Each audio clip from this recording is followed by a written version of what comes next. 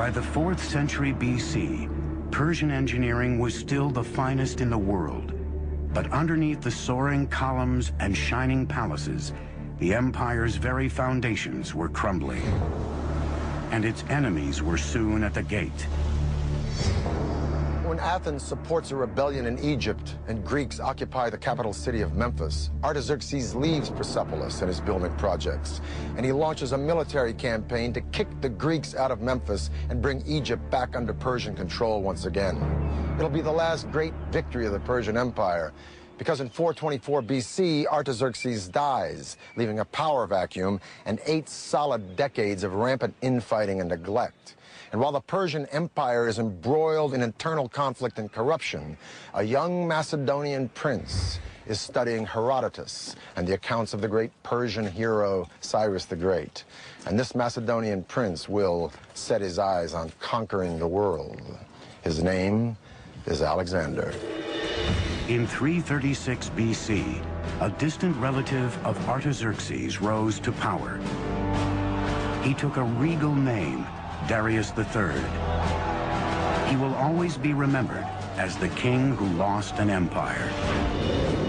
Over the next 4 years, Alexander and Darius III met head-to-head in a series of fierce battles as Darius III's army was slowly pushed back to its own doorstep. In 330 BC, Alexander was at the gates of the empire's crown jewel, the capital city of Persepolis.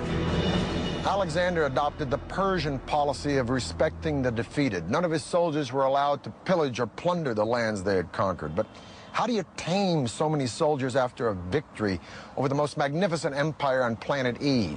Well, maybe his soldiers were restless or resentful, or maybe they just remembered the stories of how Athens had been burned by the Persians. In any case, at Persepolis, they let go. Huge celebrations took place after the victory, and during these celebrations, the treasury was pillaged. And then one of the saddest acts of arson in all of history took place. Persepolis was burned. Alexander was not in the business of destroying things. Persepolis probably was burned because it was a symbolic thing. And he also burned it to make a symbolic gesture, not a destructive gesture.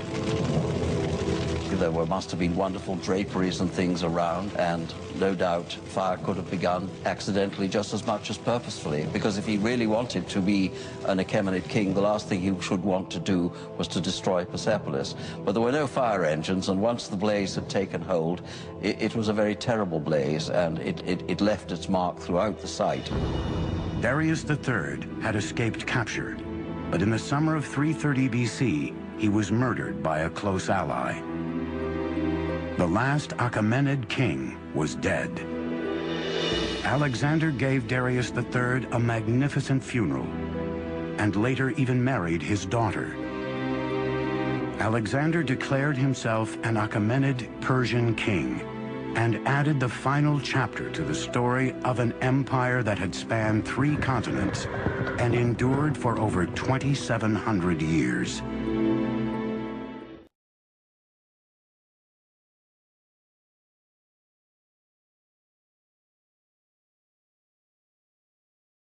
Alexander, admirer of Persian kings, chased down the murderers of Darius and killed them himself.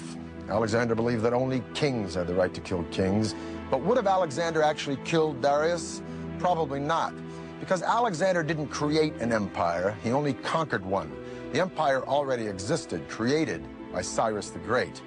No, Alexander's genius was to co-opt and use Persia, an empire that stood long before Alexander was born, and whose legacy of culture and sophistication and luxury would be around long after Alexander was dead. For the History Channel, I'm Peter Weller.